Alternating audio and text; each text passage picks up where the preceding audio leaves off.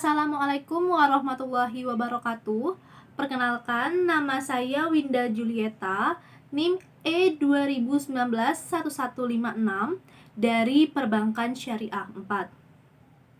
Pada kesempatan kali ini, saya akan menganalisa 3 video yang telah dibahas sebelumnya sebagai tugas UTS oleh dosen saya, yaitu Bapak Dr. Abdul Wadud Nafis, LCMEI, sebagai dosen pengempu mata kuliah Ekonomi Makro Islam. Materi yang akan saya bahas yaitu yang pertama, pengantar ilmu ekonomi makro. Pengertian ekonomi. Istilah ekonomi berasal dari bahasa Yunani, yaitu oikos yang artinya rumah, nomos yang artinya tatanan, peraturan, dan hukum. Bila digabungkan, yaitu menjadi pengelolaan atau manajemen rumah tangga. Definisi ilmu ekonomi menurut Adam Smith. Ilmu ekonomi adalah sebuah cabang ilmu yang membahas dan mempelajari tentang tingkah laku manusia dalam usahanya untuk mengalokasikan atau mengolah segala sumber daya yang memiliki batasan penggunaan untuk mencapai sebuah tujuan tertentu. Pembagian ilmu ekonomi dibagi menjadi 3, yaitu yang pertama ilmu ekonomi deskriptif.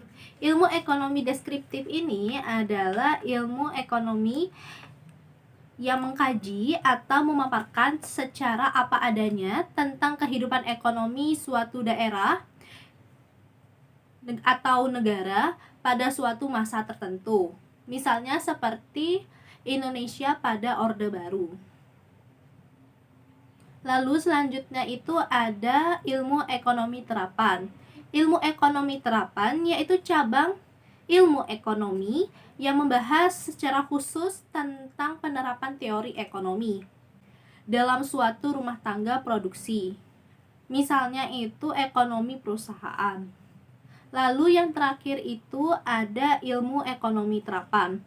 Ilmu ekonomi terapan adalah ilmu ekonomi yang membahas gejala-gejala yang timbul sebagai akibat perbuatan manusia dalam usahanya, meningkatkan kesejahteraan dalam masyarakat.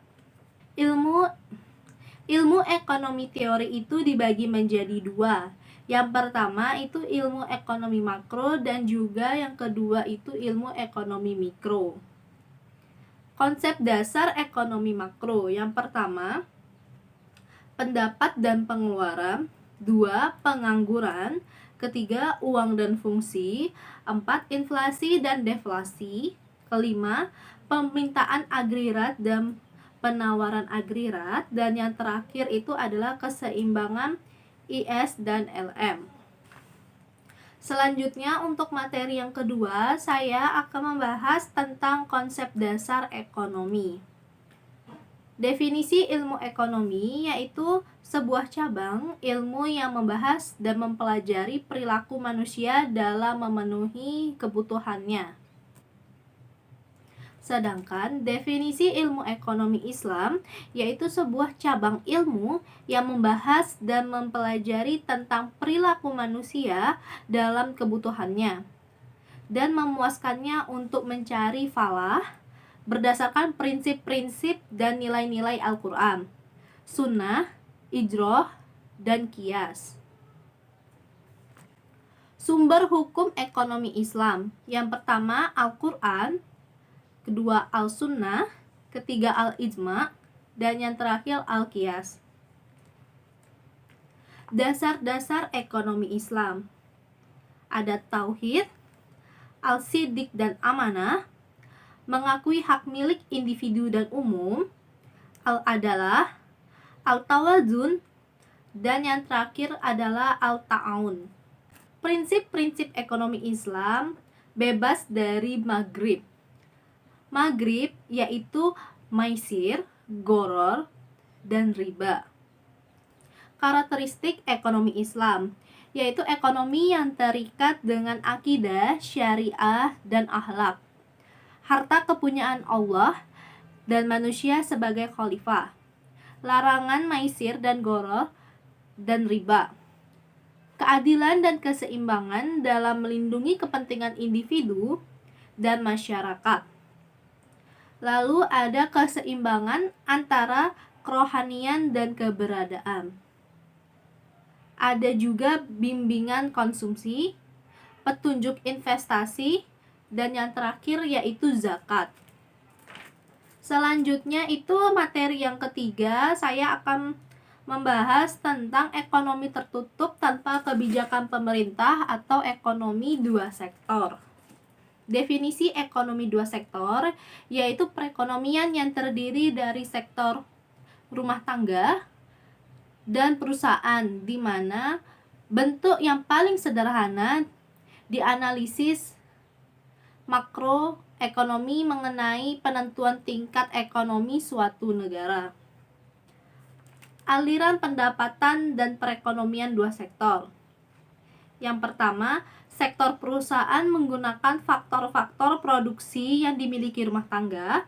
Kedua, sebagian pendapatan yang diterima rumah tangga akan dikonsumsi.